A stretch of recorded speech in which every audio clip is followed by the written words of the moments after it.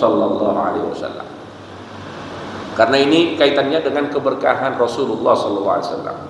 Tapi kalau misalnya orang itu adalah orang yang berjumpa dengan sahabat, maka di sini ada tuntutan lain. Apa itu? Perjumpaannya itu harus intens. Kemudian dia itu termasuk orang yang mulazamah, orang yang mempelajari ataupun yang meriwayatkan hadis-hadis Nabi Muhammad SAW. Itu tabi'in. Jadi kalau sahabat ini kaitannya adalah orang-orang pada umumnya, mau dia orang alim, tidak alim, itu semuanya bisa masuk dalam kategori sahabat.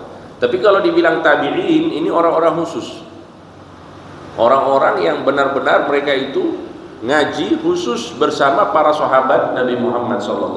Nah, ini perbedaannya. Nah, di sini Imam Hasan Al-Basri, beliau termasuk tabi'in. Tapi dikatakan bahwa beliau ini sebenarnya adalah seorang maula. Ini maula ini kalau bahasa Indonesianya budak. Jadi ayahnya itu budak. Kemudian budak ini dijadikan keluarga. Jadi di dalam tradisi masyarakat Arab itu, bapak-bapak, ibu, kalau orang Arab itu ada strata sosialnya dulu di zaman jahiliyah. Ada golongan yang disebut dengan ahror. Ahror ini orang-orang yang merdeka, orang-orang yang memang mereka itu adalah orang-orang Arab. Ahror ini kelas 1. Biasanya mereka ini punya suku-sukunya. Ada suku Quraisy, ada suku Ghatafan, Hawazin, dan lain sebagainya. Di bawah ahror ini ada namanya mawali. Mawali itu apa? Mawali itu adalah orang-orang yang datang dari luar.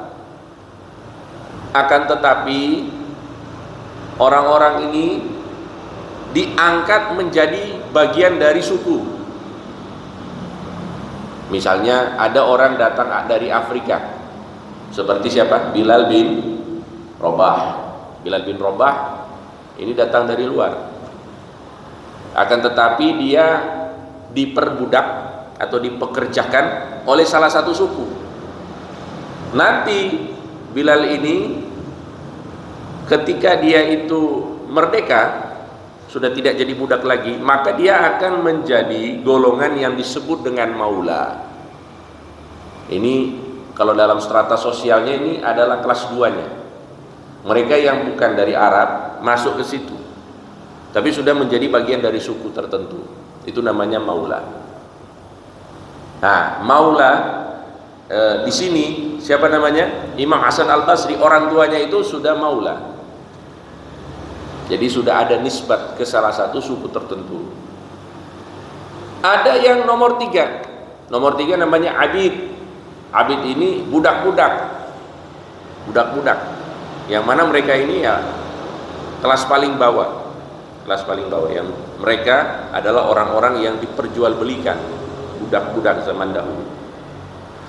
Akan tetapi ketika datang agama Islam, maka hal-hal ini telah dihapuskan oleh Nabi Muhammad sallallahu alaihi wasallam. Para hadirin yang dirahmati Allah, dikatakan bahwa Imam Hasan Al-Basri ini lahir di muka bumi ini 2 tahun di penghujung kekuasaannya Sayyidina Umar bin Khattab. Jadi Sayyidina Umar bin Khattab itu adalah khalifah setelah sahabat Abu Bakar. Sahabat Abu Bakar itu kepemimpinannya kurang lebih 2 tahun. Kemudian Sayyidina Umar setelahnya 10 tahun. Kemudian setelahnya Sayyidina Utsman, itu agak lama. Kemudian Sayyidina Ali. Jadi beliau ini lahir di khilafahan Sayyidina Umar, dan beliau itu berjumpa dengan banyak sahabat Nabi Muhammad SAW. Jadi beliau ini pasti adalah seorang tabi'in, dan beliau meninggal di umur 89 tahun. Ya, mudah-mudahan juga yang hadir ini semuanya umur panjang, insyaallah, sehat afiat, fi taatillah wa fi taatir Rasul sallallahu alaihi wasallam.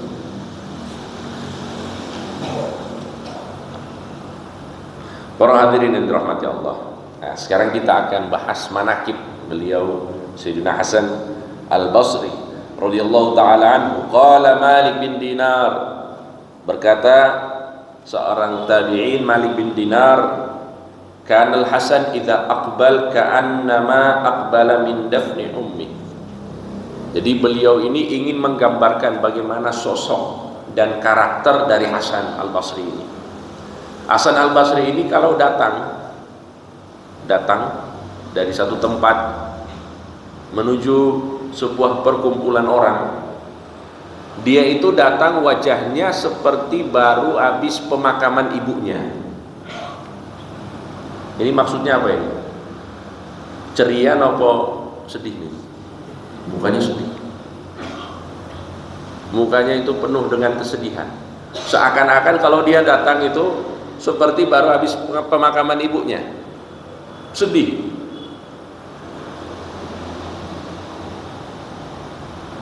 Jadi datang itu dalam keadaan sedih. Dan ini bisa kita tafsirkan macam-macam. Mungkin beliau mengingat kematian dan lain sebagainya, ataupun ada hal-hal yang lain. Yang penting ini adalah hal yang positif, karena di dalam Al-Quran sendiri Allah Subhanahu wa ta'ala menyampaikan kepada kita, falyadhaku qalilan walyabku katsira. Jadi banyaklah kalian itu menangis, jangan banyak tertawa.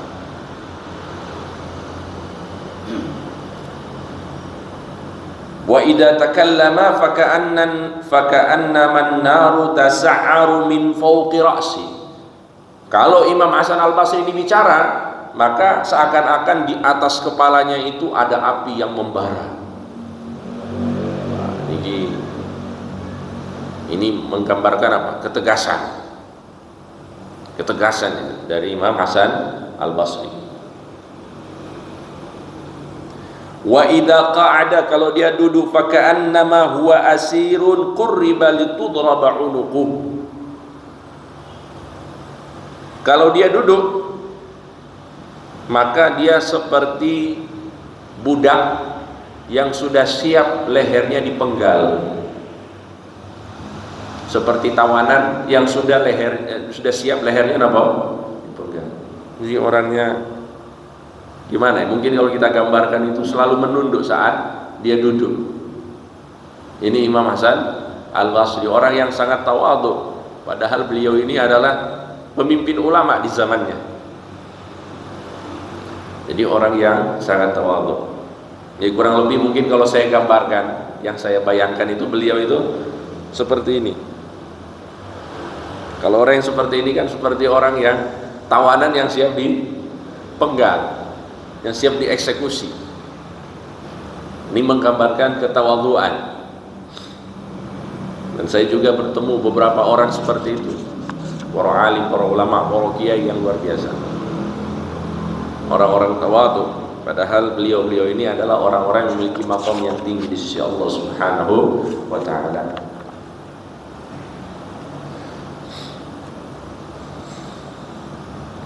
Kemudian di sini langsung saja kita gambarkan beberapa penilaian para ulama. Dikatakan wa kana kalamul Hasan yashbahu kalamal anbiya.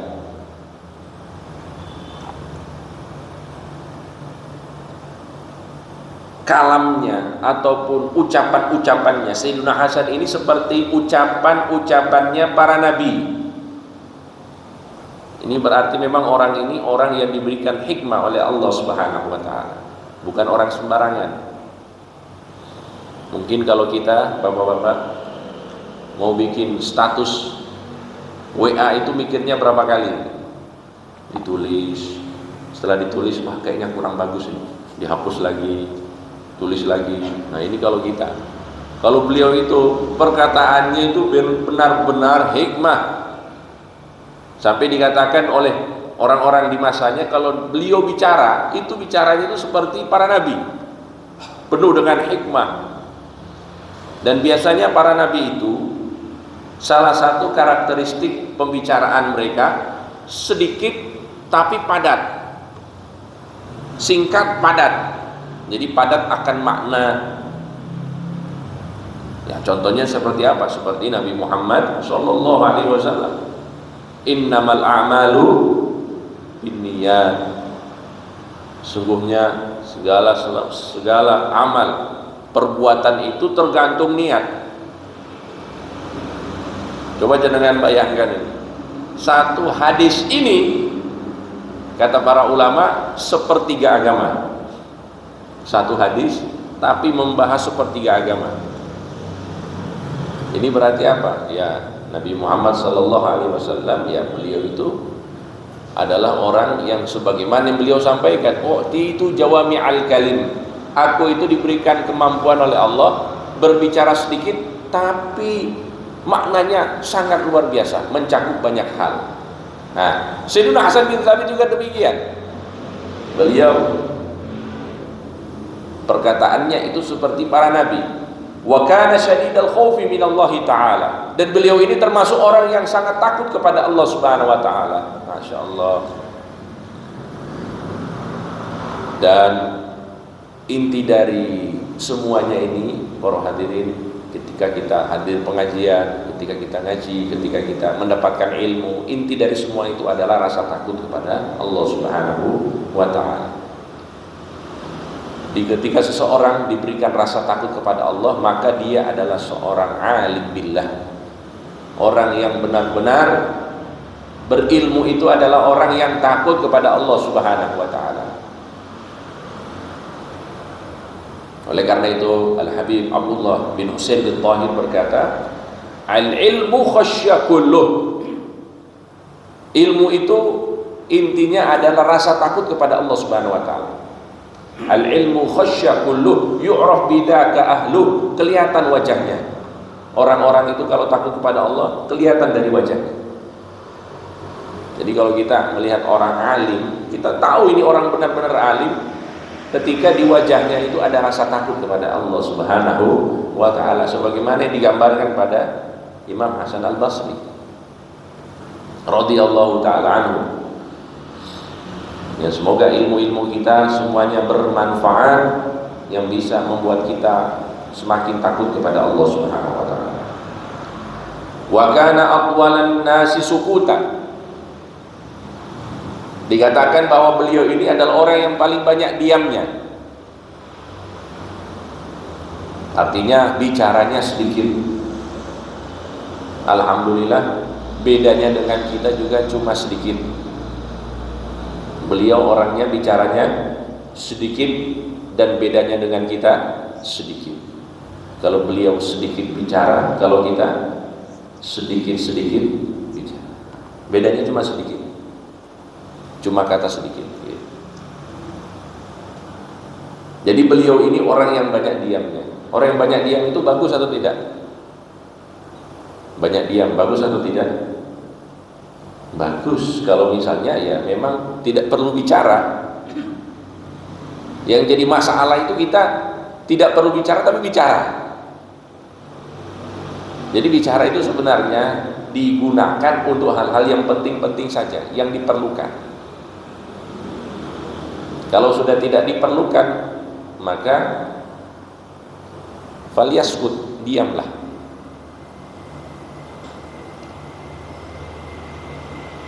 In umira bi amrin kana a'malan nasi bihi. Kalau dia diperintahkan untuk melakukan sesuatu, maka dia adalah orang yang paling rajin.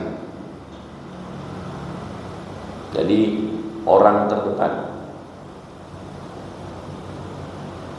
orang yang paling mengamalkan ilmunya. Jadi kalau dia memerintahkan sesuatu, dia orang yang pertama mencontohkannya. Kalau dia ngajak, ayo bapak-bapak kerja bakti misalnya, biasanya kerja baktinya hari apa Pak? Hari Ahad ya, Pak RT biasanya. Nah, kalau misalnya Pak RT ngajak, ayo kerja bakti, Pak RT-nya itu harus nomor 1. Jangan Pak RT-nya muncul store muka pulang ke rumah lagi. Ada nggak model kayak gitu Pak? Pas kerja bakti, orang-orang sudah pada keluar, dia itu termasuk yang muncul store muka, ngangkat 1-2, habis itu pulang lagi ke rumah. Model kayak gini ada nggak kira-kira? Ada nggih? Hadir nggih orangnya?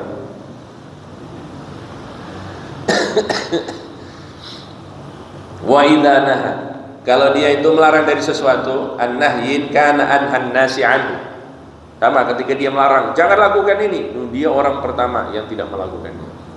Itu Sayyidina Hasan al-Basri, mustaghniyan 'anil nas, dan beliau ini adalah orang yang benar-benar mandiri, yang tidak menunjukkan rasa butuhnya kepada orang lain.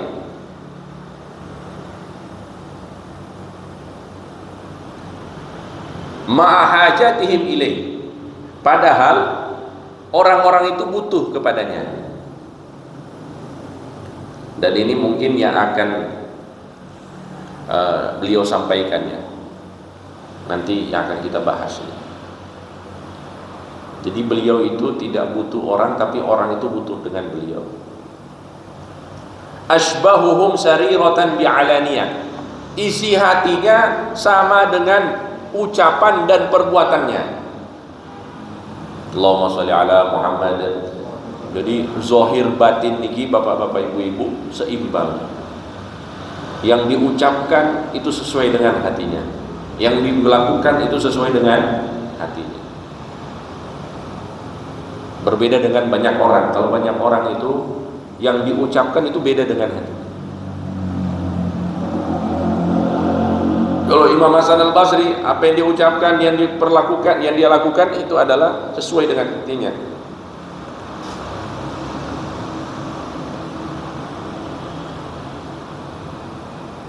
Radhiyallahu taala anhu. Nah, di sini langsung saja kita bahas beberapa hikmah yang beliau sampaikan. Dikatakan oleh Imam Hasan al-Basri, innar rajula ya'malu bil hasanah fatakunu nuran fi qalbihi.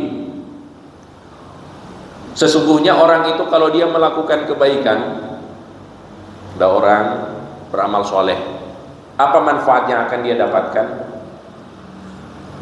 Maka kebaikan itu akan menghadirkan cahaya di dalam hatinya.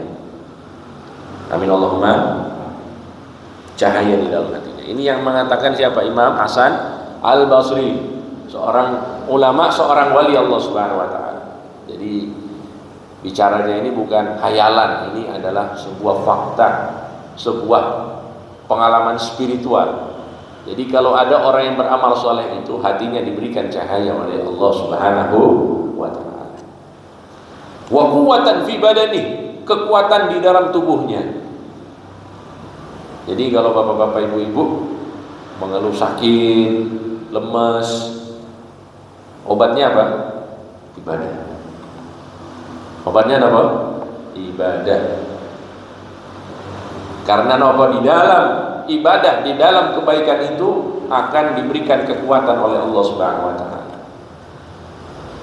Makanya orang-orang yang ahli ibadah, yang istiqomah itu umurnya panjang, kemudian badannya kuat-kuat. Termasuk insya Allah jenengan yang ada di sini, insya Allah sehat-sehat semuanya, diberikan kekuatan oleh Allah Subhanahu wa taala, umurnya panjang sebagaimana umurnya Nabi Nuh alaihi salam. Cukup ya Pak? Atau kebanyakan ya, 1000 tahun kelamaan gitu. Ya secukupnya insya Allah. 100 tahun, 120 tahun, tapi sehat-sehat insyaallah. Sehat-sehat, ahli ibadah, kemudian bermanfaat, masya Allah. Amin Allahumma. Wah, ini yang akan menjadi sesuatu yang mudah-mudahan membuat kita selamat dunia akhirat. Wa innar rajula ya'malu bisayyi'ah, sebaliknya kalau ada orang melakukan perbuatan dosa, fatakunu dzulmatun fi qalbihi atau dzulmatan fi qalbihi. Orang yang melakukan keburukan, maka di dalam hatinya itu akan ada kegelapan. Kalau melakukan kebaikan ada cahaya, kalau melakukan maksiat, dosa, maka akan muncul kegelapan di dalam hatinya. Wa wahnan fi badani, dan kelemahan di dalam tubuhnya. Na'udzubillahi min dzalik. Kemudian beliau berkata, al-muslimu la ya'kulu fi kulli batnih. Jadi orang muslim itu, kata beliau, tidak makan banyak. Wah, ini kena semua kita ini. Katanya orang muslim itu ciri-cirinya tidak makan banyak.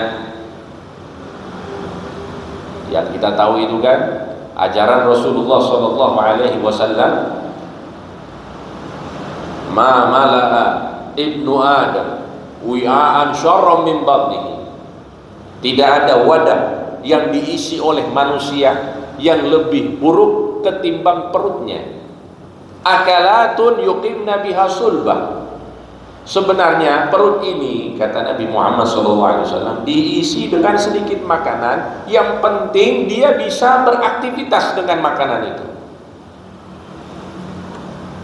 Maksudnya porsinya sedikit, yang penting kita itu dengan apa yang kita makan ini kita bisa aktivitas, kita bisa ibadah. Itu sudah cukup, kata Nabi Muhammad SAW. Tapi beliau ini memberikan kita kompromi. Fa in kana la mahala. Tapi kalau misalnya kita ini termasuk orang-orang yang tidak cukup makan sedikit, pergi ke angkringan misalnya, dikasih satu porsi apa, nasi apa namanya nih? Nasi kucing. Jenengan kalau satu nasi kucing kenyang atau enggak, Pak? Saya sering lihat ini 2 bungkus, 3 bungkus lah. Berarti tidak cukup. Tidak cukup. Fa in kana la mahala, kalau misalnya makanan yang sedikit ini tidak cukup, maka kata Nabi Muhammad SAW, fathuluthun li ta'amih, maka sepertiga itu untuk makan. Jadi perut ini dibagi 3, sepertiga untuk makanan, wa thuluthun li syarabih, dan sepertiga untuk minum, wa thuluthun li nafasih, dan sepertiganya lagi untuk nafas. Jelas nggih, Pak? Sepertiga untuk apa? Makan, sepertiga untuk minum, sepertiga untuk nafas. Masalahnya kalau orang makan kemudian seluruh isi perutnya ini diisi dengan makanan, diisi dengan minuman, akhirnya habis makan ampek. Pernah nggak kayak gitu, Pak? Orang kalau kenyang itu susah nafas, ya namanya, karena ruang nafasnya itu sudah diambil oleh makanan dan minuman. Makanya kata Nabi Muhammad SAW, yang baik seperti itu. Nah, dan ini yang beliau jelaskan kepada kita. Jadi makan itu secukupnya. Kembali lagi ya, kalau Imam Hasan Al-Basri dan ulama-ulama, beliau itu sedikit makan, kalau kita sedikit-sedikit makan. Alhamdulillah. Tapi mudah-mudahan ya, saya pribadi pun ini masih sulit juga. Apalagi kalau menghadiri pengajian malam nih, Pak. Masya Allah. Kan sudah disiapkan makanan, hidangan oleh tuan rumah. Sudah disiapkan, kalau tidak dimakan tidak enak, kalau ditinggalkan juga apa? Makanannya enak-enak. Jadi di sini ujiannya di situ, Pak. Ujiannya. Ya enggak enak sama tuan rumahnya, terus kalau ditinggalkan makanannya enak-enak. Jadi mudah-mudahan kita bisa mulai belajar untuk mengikuti anjuran dari Imam Hasan Al-Basri, yang mana anjuran ini sebenarnya dari Nabi Muhammad sallallahu alaihi wasallam. Jadi kalau orang ini bisa mengontrol apa yang masuk ke dalam tubuhnya, dalam perutnya, sebenarnya dia insya Allah selain dia itu akan mudah ibadah kepada Allah, ini juga akan berpengaruh dalam kesehatannya. Jadi sebenarnya banyak dari penyakit-penyakit itu muncul disebabkan oleh makanannya, atau mungkin pola makannya, pola hidupnya itu juga berpengaruh. Allahumma salli ala Muhammad wa la tas'al wasiyatuhu tahta janbi. Dan usahakan seorang muslim itu wasiatnya selalu ada, dia siapkan. Istilahnya kalau ada orang tidur, usahakan di bawah bantalnya ini sudah tersiapkan wasiat. Karena orang yang tidur itu kemungkinan tidak bangun lagi. Orang yang tidur itu kemungkinan tidak bangun lagi. Jangankan orang yang tidur, orang yang jalan, orang yang beraktivitas, itu ada kemungkinan dia dipanggil oleh Allah Subhanahu wa taala. Maka kata beliau, setiap waktu usahakan wasiat itu kita siapkan. Apa itu wasiat? Wasiat itu pertama yang berkaitan dengan harta peninggalan kita. Jadi bapak-bapak yang ada di sini, termasuk kewajiban kita adalah kita itu memperhitungkan urusan-urusan dunia kita. Kalau misalnya kita punya uang, kita perlu tulis uang kita ada berapa, aset kita ada berapa, termasuk juga utang kita kepada orang ada berapa, itu perlu ditulis. Karena ini nanti menjadi muatan dari wasiat. Kemudian mungkin kalau misalnya dari harta yang kita miliki ini, kalau kita meninggal, selain kita inginkan itu diwariskan kepada anak cucu kita, mungkin ada dari sebagian harta kita ini kita ingin salurkan kepada orang lain selain pada ahli waris. Ini juga namanya wasiat. Misalnya kita punya harta peninggalan nilainya itu 100 miliar misalnya.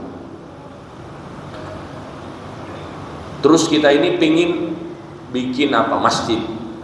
Ya, sebelum meninggal itu kita tulis, dari warisan ini saya minta agar dibangunkan masjid.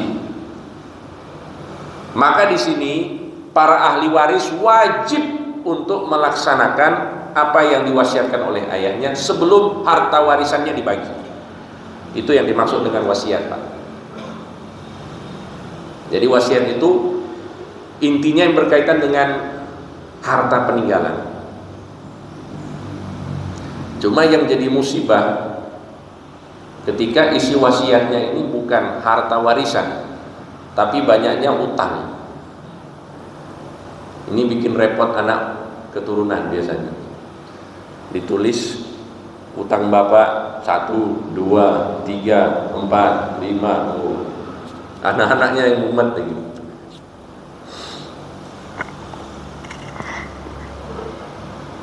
Nah, mudah-mudahan utang-utangnya cepat lunas semuanya.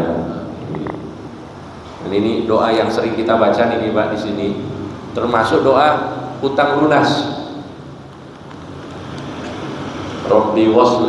Rabbana waslih lana kulla syu'un wa aqirra birridha minkal uyun waqdi 'anna rabbana kullad duyun. Ya Allah, lunaskanlah semua hutang-hutang kami. Ini doa yang kita baca setiap pagi.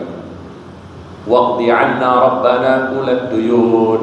Ya Allah, lunaskanlah hutang-hutang kami. Qabla an ta'tiyana rusul manun, sebelum ajal menjemput kami. Amin Allahumma. Ini luar biasa. Ya, kita maunya begitu. Wasiat yang akan kita tulis nanti ini aset 1, 2, 3. Nanti ini buat pondok santri, nanti ini buat MJA, nanti ini buat ini, masya Allah. Tulis, itu wasiat. Kemudian nanti untuk warisan itu dibagi sesuai dengan apa yang diatur oleh Allah Subhanahu wa Ta'ala di dalam Al-Quran. Atau juga wasiat itu kaitannya dengan hal-hal yang sifatnya teknis, tapi itu yang kita inginkan, itu boleh. Misalnya, saya kalau meninggal pinginnya dimakamkan di sini, ternyata meninggalnya di tempat lain. Di sini keluarga boleh, saya katakan apa? Boleh untuk melakukan apa yang diwasiatkan oleh orang tuanya. Boleh, bukan wajib. Boleh. Beda halnya kalau dengan harta. Kalau yang tadi kaitannya dengan harta niki wajib. Tapi nanti saya dikuburkan di sini. Itu sifat-sifat yang teknis seperti itu. Meskipun kita sampaikan itu adalah wasiat, tapi itu tidak wajib. Boleh. Itu tidak wajib. Itu hukumnya apa? Boleh. Ya kalau keluarga merasa itu memang ini menjadi keinginan dari almarhum atau almarhumah, ya sudah dilakukan. Tapi di situ tidak ada kewajiban.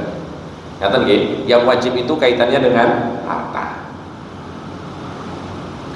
Allahumma sholli ala Muhammad. Jadi mulai sekarang Pak itu sudah nulis napa? Wasiat. Dirinci. Ya, meskipun nanti umurnya kan masih sampai 100 di sini rata-rata. Ya, umurnya kan panjang semuanya, sehat afiat, fi taatillah taatur Rasul sallallahu alaihi wasallam.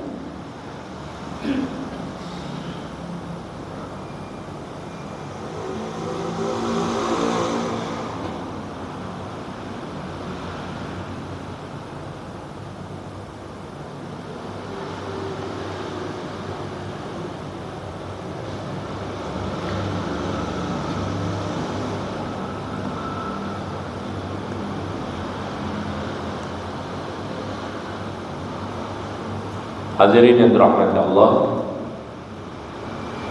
ini banyak sekali hikmahnya, tapi kita baca beberapa saja di sini. Nah, di sini beliau menyatakan, miskin ibnu Adam, saya itu kasihan dengan manusia. Kita ini dikasihani sama Imam Hasan Al-Basri. Radhiya bidarin halaluha hisab. Saya ini kasihan dengan manusia. Mereka itu rela dengan tempat yang halalnya itu ada hisabnya. Yang halalnya itu ada hisabnya. Wa haramuha azab, dan haramnya itu ada azabnya. Maksudnya ini tempatnya ini apa Bapak? Di dunia atau akhirat ini? Halalnya ada hisab, haramnya ada azab. Alam apa? Dunia atau akhirat itu? Dunia. Yang kita makan yang halal itu, yang kita gunakan dari yang halal-halal ini, apakah tidak akan kita pertanggungjawabkan nanti? Kita akan pertanggungjawabkan. Jadi yang halalnya ini ada hisabnya, yang haramnya ada azabnya. Maka beliau itu kasihan orang-orang yang sudah terlalu terlena dengan dunia.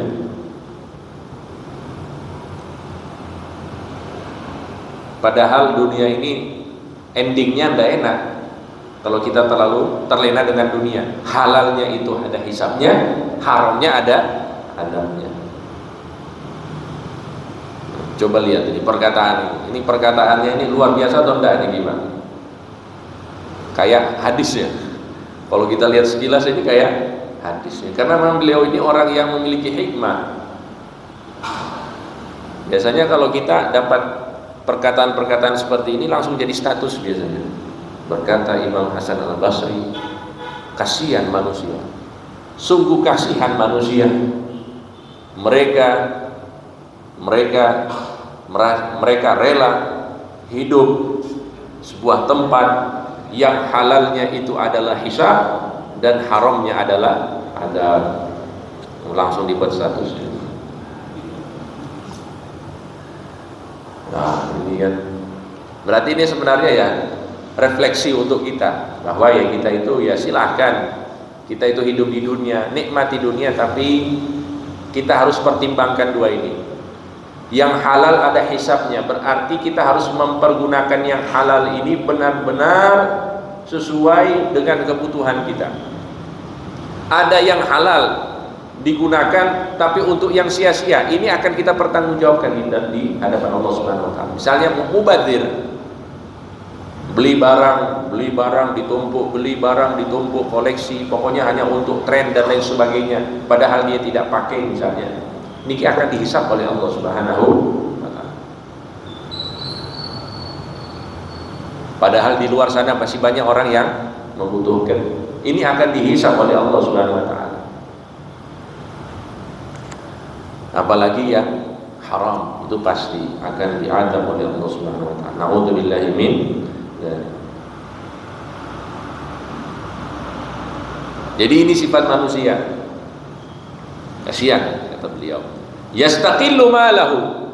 Manusia itu selalu menilai hartanya itu sedikit. Wah, ini juga rata-rata kena di ghibah. Jadi kita itu kan kebanyakannya tidak merasa cukup, selalu merasa apa?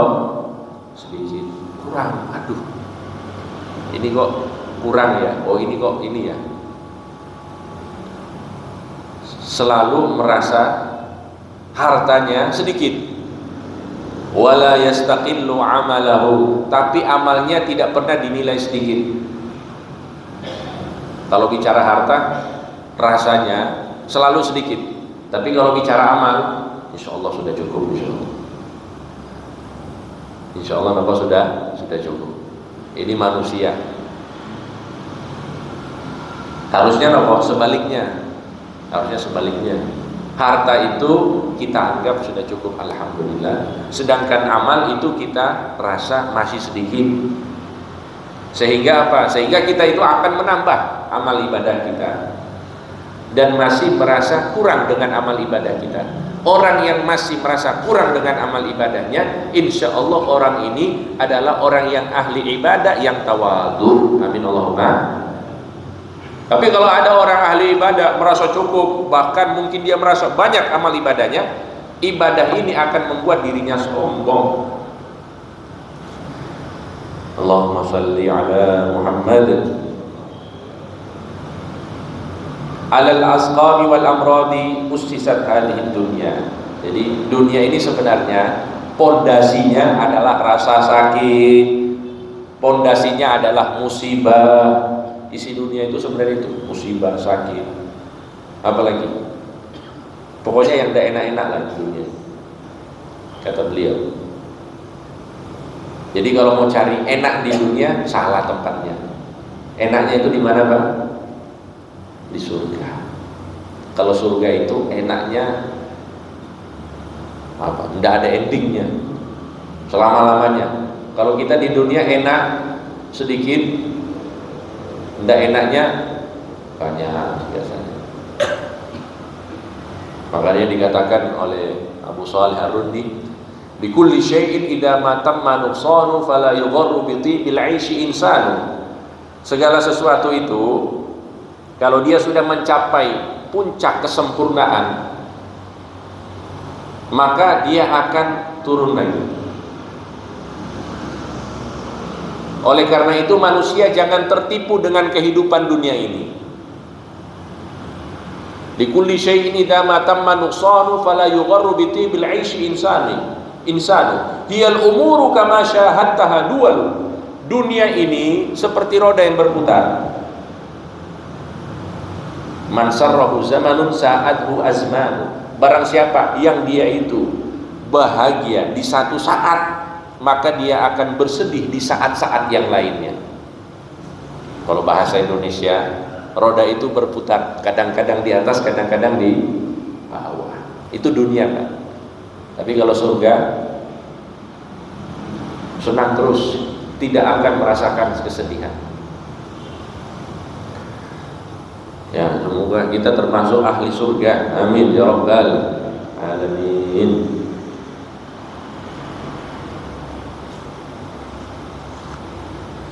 Jadi ini beberapa nasihat ya yang beliau sampaikan kepada kita. Dan rahasia kenapa beliau itu menjadi ulama besar.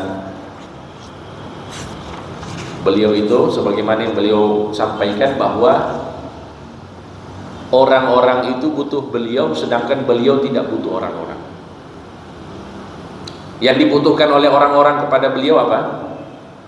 Ilmunya. Dan beliau tidak butuh kepada orang-orang, beliau tidak butuh harta orang-orang. Makanya beliau mendapatkan derajat yang tinggi di mata manusia dan juga di mata Allah Subhanahu wa ta'ala. Artinya beliau ini orang yang zuhud. Orang yang apa? Zuhud, orang yang zuhud. Sangat luar biasa. Imam Hasan Al-Basri. Di orang yang zuhud itu itulah orang yang luar biasa. Orang yang luar biasa di mata Allah, luar biasa di mata manusia. Ya, mudah-mudahan dengan kita mendengarkan manaqib, kisah-kisah, nasihat-nasihat yang disampaikan oleh Imam Hasan Al-Basri ini menambah iman kita kepada Allah Subhanahu wa ta'ala. Dan mudah-mudahan kita semuanya selalu diberikan kemudahan oleh Allah Subhanahu wa ta'ala untuk mengikuti para ulama-ulama kita, para wali-wali kita, dan terutama mengikuti Nabi Muhammad SAW dalam keseharian kita, dalam ibadah kita, dalam pergaulan kita, dalam sosial kita. Mudah-mudahan beliau Nabi Muhammad SAW selalu menjadi panutan kita dalam kehidupan ini, sehingga kita semuanya diberikan oleh Allah Subhanahu wa ta'ala kebahagiaan serta keselamatan fid dini wad dunya wal akhirah. Amin ya rabbal alamin. Sallallahu alaihi wasallam Muhammadin wa ala